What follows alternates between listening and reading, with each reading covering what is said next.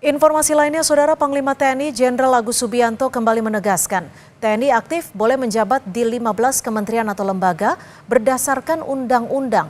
Namun di luar itu, TNI yang bersangkutan harus mundur. Pernyataan ini disampaikan Panglima TNI Jenderal Agus Subianto usai melakukan rapat bersama Komisi 1 DPR dan 3 pimpinan matra TNI, yakni KSAD, KSAU, KSAL, membahas revisi Undang-Undang TNI. Revisi Undang-Undang TNI tak hanya mengatur soal status militer aktif anggota TNI yang hanya boleh menjabat di 15 lembaga, tetapi juga soal usia pensiun anggota TNI. Dalam rapat bersama Komisi 1 DPR, Panglima meminta agar revisi Undang-Undang TNI masuk dalam Prolegnas Prioritas 2025. Nanti kan apabila TNI aktif menduduki di kementerian lembaga akan pensiun dini, akan mengundurkan diri dari kedinasannya itu. Ya, sehingga dia tetap kementerian lembaga juga punya undang-undang tersebut, punya undang-undang yang dia menyatakan bahwa di situ ada posisi jabatan itu yang diduduki oleh TNI aktif juga, ada seperti di Kejaksaan Agung, di MA, kemudian BNPB. Polkam, itu dia punya undang-undang yang menyatakan bahwa jabatannya diisi TNI aktif. Ya. Harus mundur gitu ya? Ya, harus mundur. Mundur.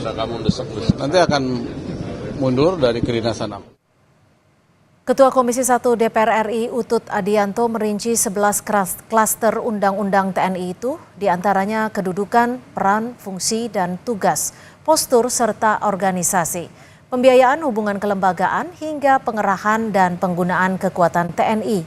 Ia mengingatkan agar pembuatan undang-undang tidak boleh berbenturan dengan konstitusi, khususnya pasal 10 Undang-Undang Dasar 1945 tentang Presiden sebagai Panglima tertinggi Angkatan Bersenjata. Utut meminta pembahasan revisi Undang-Undang TNI harus dilakukan dengan cermat karena menjadi sorotan publik. Undang-undang kita tidak boleh berbenturan dengan konstitusi.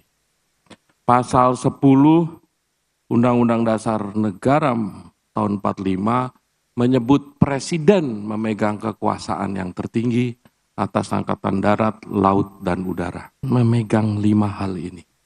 Ibu Bapak, mudah-mudahan dari undang-undang yang mudah-mudahan bisa kita kerjakan dengan baik dan bisa berlangsung atau lasting dan akan menjawab tantangan generasi, kita bisa melakukan dengan seksama.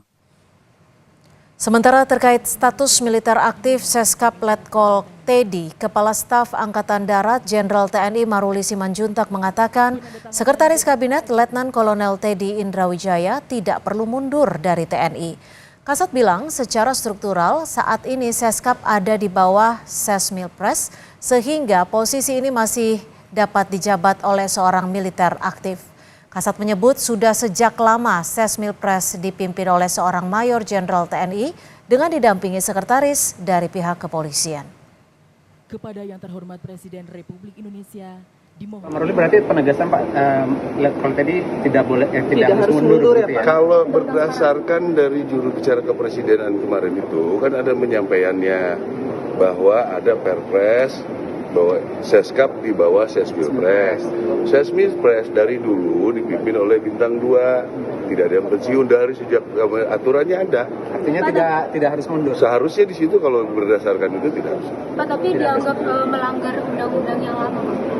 Enggak, kan di Sesmilpres kan sudah ada tentara memang. Sesmilpres kan tentara. Menteri Komdigi Mutia Hafid menegaskan bahwa keputusan status Letnan Kolonel Teddy Indrawijaya sebagai Sekretaris Kabinet di bawah Sekretaris Militer menjadi kewenangan konstitusional Presiden. Mutia Hafid menjelaskan keputusan ini diambil berdasarkan pertimbangan strategis guna memastikan efektivitas pemerintahan dan kesinambungan kebijakan nasional.